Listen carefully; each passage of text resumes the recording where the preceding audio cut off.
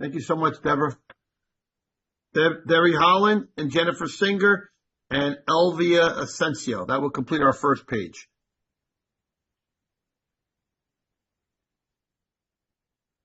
Chairman Sarlo and members of the committee, I appreciate the opportunity to provide testimony regarding the governor's FY26 budget. I am Derry Holland. I am the CEO of Oaks Integrated Care. We are a large behavioral health nonprofit serving vulnerable children, their families, and individuals with intellectual and developmental disabilities, serious mental illness, and substance use disorder. Last year, we served over 40,000 individuals, and we employ over 1,200 throughout New Jersey.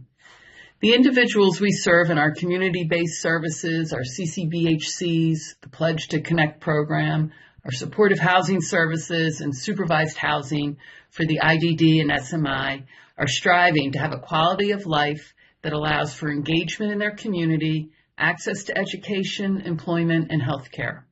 Many of the individuals in our care receive Medicaid for their health care coverage, and for our IDD individuals, also their housing support.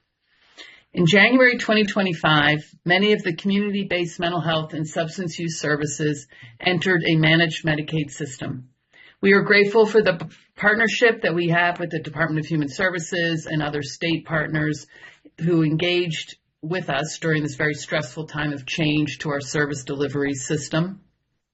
The changes in the system have increased the administrative requirements for the provider community without additional financial support to meet the new demands of the managed care organizations.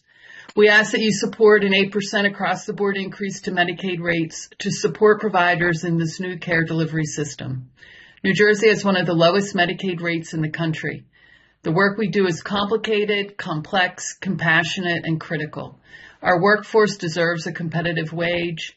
An increase to the state Medicaid reimbursement rate would support our ability to provide a competitive wage for the workforce and support the increased costs for all aspects of our business. We are very grateful for the governor's 26 budget did not contain huge cuts for the IDD community.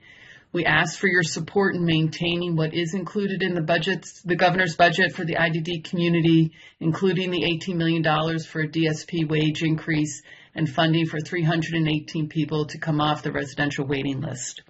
The IDD community and other services funded by Medicaid are faced with potentially catastrophic cuts to Medicaid from the federal government. The Medicaid program provides a life for individuals. Without it, the consequences are dire for the most vulnerable among us. We are fiercely advocating to maintain Medicaid funding.